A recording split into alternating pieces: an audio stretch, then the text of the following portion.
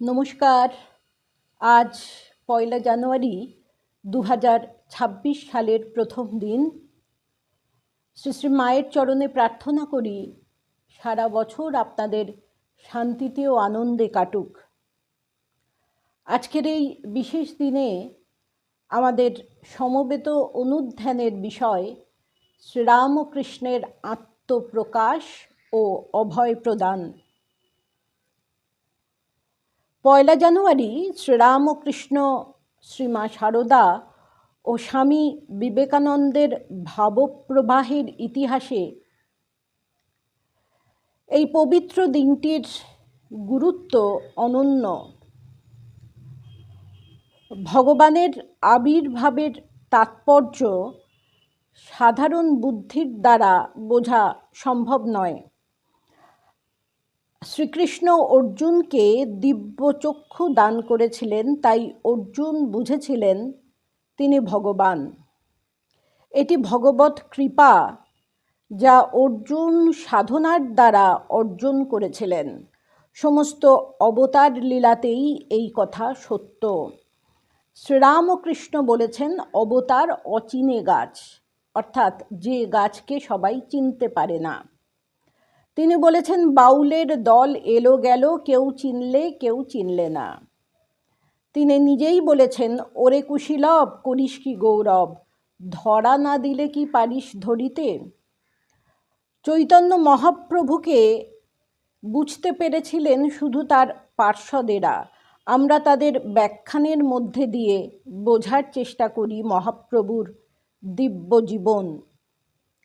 যখন ঠাকুর দক্ষিণেশ্বরে বা শ্যামপুকুরে বা কাশীপুরে আছেন, ভক্তদের সঙ্গে লীলা করছেন, সেই লীলা অনুধ্যান করতে করতে আমরা বুঝি যে তিনি ভগবান, কিন্তু তার জীবনের সামগ্রিক তাৎপর্য বুঝতে পারা সম্ভব নয়। তার প্রকট লীলার সময় যারা উপস্থিত ছিলেন তারাও পূর্ণরূপে উপলব্ধি করতে যে পেরেছিলেন তা নয়, কেউ কেউ হয়তো পেরেছিলেন। তাই ১লা জানুয়ারির গুরুত্ব এত অপরিসীম। আমাদের অনুধ্যানের, অনুচিন্তনের বিশেষ দিন এটি। শ্রীরামকৃষ্ণদেব এই দিন কল্পতরু হয়েছিলেন কাশীপুর উদ্যানবাটিতে।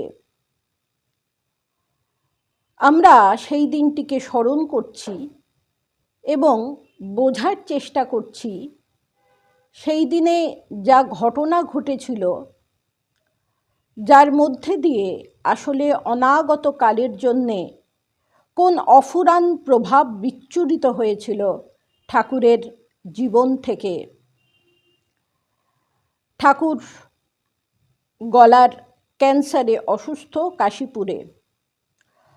১লা জানুয়ারি ১৮৮৬ অন্য দিনের তুলনায় তিনি কিছুটা সুস্থ বোধ করলেন এবং দোতলা থেকে নেমে এলেন।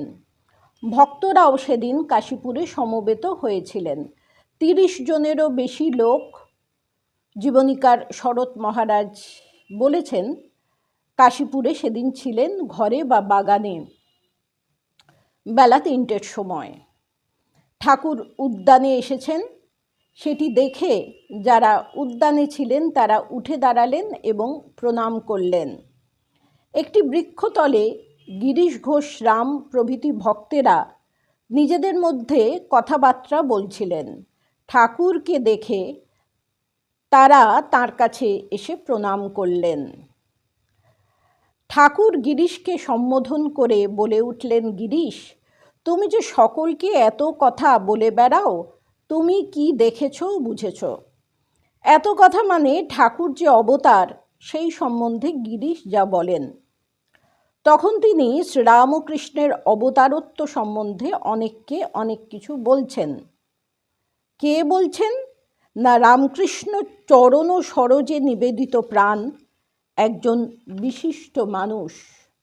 গিরিশ ঘোষ ঠাকুরের প্রশ্নে বিন্দুমাত্র বিচলিত না হয়ে ঠাকুরের পায়ের কাছে মাটিতে হাঁটু গেড়ে বসে হাত জোর করে বলেছিলেন, ব্যাস বাল্মীকি যার ইয়ত্তা করতে পারেন নাই, আমি তাহার সম্বন্ধে অধিক আর কি বলিতে পারি।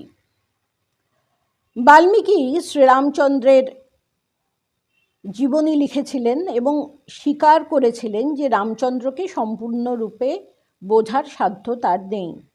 ব্যাসদেব শ্রীকৃষ্ণের জীবন অঙ্কন করেছিলেন শ্রীমদ্ ভাগবতে এবং বলেছিলেন যারা রসজ্ঞ তাদের শুনলে ভালো লাগবে। তিনি কখনো বলেননি যে শ্রীকৃষ্ণকে তিনি সম্পূর্ণভাবে বুঝেছেন। তার জীবনের ঘটনাগুলি তিনি বর্ণনা করেছেন এবং শ্রীকৃষ্ণকে নিয়ে কে কী স্তবস্তুতি করেছেন সেগুলিও তিনি বর্ণনা করেছেন। তার মহিমময় জীবনটির বিভিন্ন কাহিনী তিনি ব্যক্ত করেছেন। শুধু গিরিশ ঘোষের ভাষায় তার ইয়ত্তা করতে পারেননি ব্যাস ও বাল্মীকি। শ্রীকৃষ্ণ অর্জুনকে বলেছিলেন, অবজানন্তি মাং মূঢ়া মানুষিং তনুমাশ্রিতম। সাধারণ মানুষ আমাকে নরদেহধারী দেখে ভুল করে, তারা ভাবে আমিও সাধারণ মানুষের মতোই।